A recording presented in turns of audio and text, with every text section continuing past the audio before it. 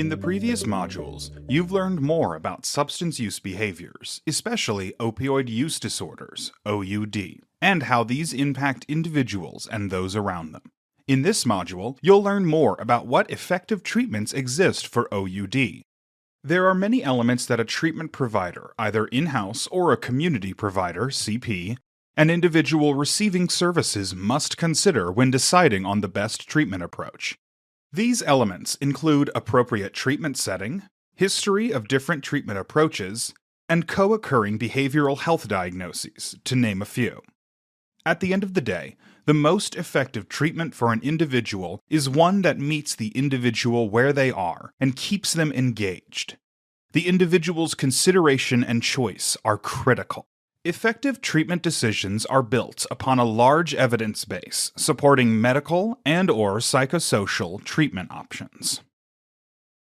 A common way to think about substance use treatment decisions, including treatment for OUD, relies on the ASAM levels of care. ASAM stands for the American Society of Addiction Medicine. This approach addresses an individual's unique needs, challenges, supports, and resources to identify the right level of care: early intervention, outpatient services, intensive outpatient services, residential services, or medically managed inpatient services.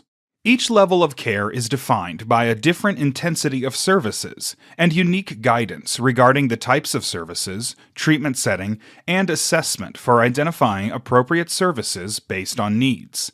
Whether you're a probation officer, PO, or a service provider, it's important to know that these guidelines exist and generally consider how treatment decisions around level of care may impact how you interact with individuals in need of OUD treatment. Within the various treatment levels of care, there are treatments for OUD that can include psychosocial interventions, standalone medication interventions, and combined medication with psychosocial intervention. When it comes to OUD, the evidence is clear. Medications for opioid use disorders, MOUD, are the current gold standard of care and an effective way to reduce overdoses and fatalities while supporting an individual in recovery. Additionally, given the relationship between substance use and crime we discussed back in the first module, we know that providing effective treatment to address OUD will positively impact the likelihood of future criminal behavior among individuals. Depending on an individual's needs, i.e., needs in addition to their OUD, it is often recommended to combine MOUD with psychosocial treatments and supports for improved outcomes. For instance, psychosocial treatments and supports can be effective at improving an individual's motivation and willingness to comply with medication protocols, which results in the most effective outcomes from MOUD. As you continue to learn more about specific MOUD approaches in this module, we'll also present how different individuals may respond differently to treatment. There are different types of MOUD, and individuals you work with may respond differently to them. There are three primary categories of medication approved by the Food and Drug Administration, FDA: opioid receptor agonist, opioid receptor partial agonist, and opioid receptor antagonist. These medications differ in meaningful ways in how they treat OUD. Agonists, like methadone, attach to brain receptors, just like other opioids, to serve as a blocker, while partial agonists, like buprenorphine, behave similarly but less strongly. Antagonists, like naltrexone, attach to opioid receptors without activating them at all.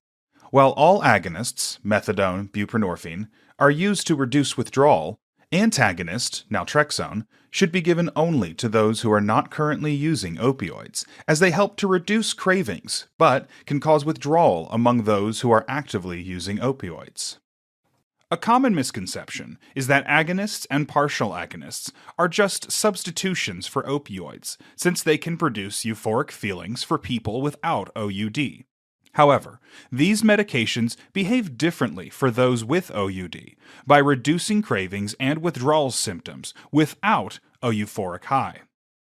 As you can see, each of these medications are available to be distributed in various forms.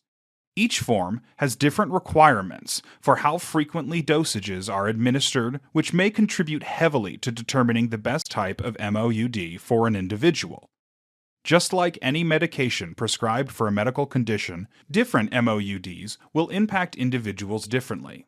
An important consideration when either making a MOUD referral for an individual or creating a treatment plan is to emphasize that MOUD is not a one-size-fits-all solution. Just like with any medications, there will be regular check-ins to see what's working or not, and if adjustments are necessary. There are also 2 handouts for you related to the types of MOUD. One is for you to keep as a reference, and the other is for the individual you're working with to use and document questions they have as they think through their options. There are different populations with whom special consideration should be taken when referring for MOUD services or prescribing MOUD. For instance, individuals managing pain, diagnosed with a co-occurring psychiatric disorder, and those involved in the criminal legal system are populations who have shown to particularly benefit from combining psychosocial supports and treatment with their MOUD engagement. Furthermore, populations such as pregnant women and those managing pain do better with specific types of MOUD. The important takeaway here is that there are many MOUD treatment options for persons who may have distinct needs, and these needs and options should be considered by the individual and their service provider. There are many barriers that an individual can face when considering engaging in MOUD, and it may feel like an impossible set of brick walls they can't break through. These barriers can be things like stigma they feel internally and experience from those around them, lack of knowledge and understanding about MOUD, challenges with logistics like treatment location and insurance coverage, and prior treatment experiences, such as medication side effects that make them feel uncertain about MOUD. As you learned in Module 2, historical and systemic biases can amplify barriers for marginalized groups. Remember that research demonstrates that communities of color have significantly less access to MOUD. However, just like there are barriers, there can also be facilitators that help improve the likelihood that individuals will be successful with MOUD. For instance, both their PO and their treatment provider are in a great position to help break through these barriers and together be a key facilitator. You both have tools at your disposal that can work together to help facilitate that individual's engagement with MOUD. In later modules, you'll learn more about how your roles as a PO or treatment provider can concurrently help support these individuals involved in the criminal legal system and in need of MOUD, as well as gain some additional tools to support your distinct roles.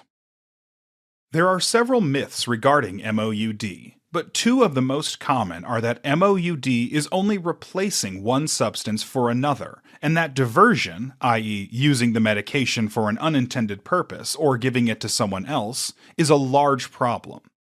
The first myth, that MOUD is only replacing one substance for another, is not true. First, as we discussed earlier in this module, these medications behave differently from those with OUD by reducing cravings and withdrawal symptoms without a euphoric high. While for those without an OUD they may feel high from agonist or partial agonist treatment, this would not be the same for those with an OUD. Secondly, think back to those brain scans we showed you back in the first module and the impact that OUD has on the brain. Remember that the brain needs time to heal itself. MOUD does not create these changes in the brain, but instead provides support for the individual to fight the cravings and handle the withdrawal symptoms while the brain works on the healing. The second myth, that MOUD diversion is a large problem that happens frequently, is also untrue. While diversion in the community can happen, it's rare. Research shows that when diversion happens, it's to help manage withdrawal and cravings either for oneself or to help others. This demonstrates the need to bolster access to MOUD in the community, enabling and supporting individuals to talk with providers about challenges they have with MOUD doses or types, and education around MOUD options and appropriate prescribing. We've covered a lot of information so far, so it's time to take a moment to stop and think about how this applies to you and your day-to-day activities with individuals. First, take out a piece of paper. Or for those of you who prefer a little more digital brainstorming, open up a Word or text document. Now on the screen, you see a few prompts to get you started with the brainstorming. Overall, answer the question, how can you apply information from this module to your day-to-day activities with individuals involved in the criminal legal system, especially those on community supervision, for example, probation? Hold on to these brainstorming ideas, because they might come in handy when you start putting this information into more action during later modules. The goal over time is to tackle what makes it harder to get people engaged in MOUD treatment and use what makes it easier. Stigma is one of the largest barriers that individuals face when they are choosing or have chosen to engage in MOUD treatment. They face stigma from multiple sources, including the treatment community and family. Take a moment to watch this video for an example of this.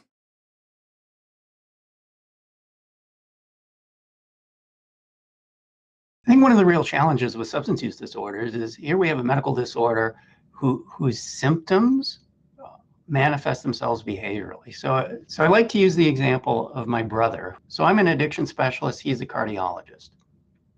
If you go to his clinic waiting room and look at the people with hypertension, at any given time, the people he treats for hypertension, about half of them don't have blood pressures in the appropriately controlled area.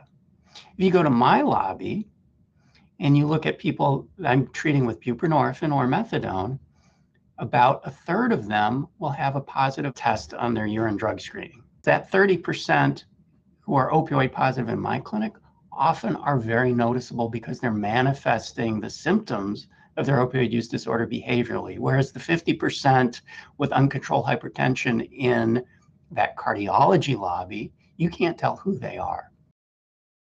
As the person working with an individual who may choose to engage in MOUD or has already engaged, you can be an impactful, non-judgmental, objective source of information about how MOUD can help them address their opioid use. For instance, if the individual discussed in this video came to you to provide advice about what to do next, you could provide him with a referral to programs or providers that would be able to help him address his alcohol use without disrupting his OUD recovery. You may also discuss with him what you know about the myths related to MOUD and share with him the research about MOUD. Most importantly, you should positively reinforce his accomplishment in his OUD recovery and encourage him to not second-guess himself in this situation. Remind him that your door is open to discuss how it's going with any additional resources you provided, and to problem solve any other challenges that come up as he works on his alcohol use. Probation officers viewing this may be wondering, why do you need to know this level of detail about MOUD? After all, that's up to the direct service treatment staff. Treatment providers might be wondering, why are you provided this information? This information is presented to both probation officers and community providers because individuals need as many supports as they can get to navigate the choices around MOUD. And while POs may not need to know technical jargon about specific MOUD options, both treatment and probation staff should have a common understanding about MOUD for persons on community supervision. Both types of staff help these individuals navigate options and figure out what questions to ask to get the right treatment. Even though POs and some community provider staff don't prescribe MOUD and may not make specific treatment decisions, they are an incredibly important support system to the individuals on community supervision. Even though some of the individuals may be court-ordered to treatment, which can effectively support success, there are still a lot of choices about specific treatment pathways that an individual needs support making. In their role, POs can support the individual they supervise and that individual's work with a treatment provider. The PO can help individuals work through decisions about their best treatment options in concert with the treatment provider. Similarly, community provider staff can be an important support staff to helping individuals navigate MOUD choices and service access. In the next module, you'll learn more about how the roles of POs and community providers intersect and work together when it comes to MOUD. Hopefully through this module, you've seen that not all MOUD is the same, and like many medical conditions, OUD comes with making a multitude of treatment decisions. This process can be fraught with misunderstanding and create a lot of anxiety for the individual. POs and community providers serve as reliable sources of information and can assist individuals with sorting through their best choices for themselves. In the upcoming module, you'll learn more about how POs and providers can work together to help individuals avoid missed opportunities to engage effectively with their treatment options.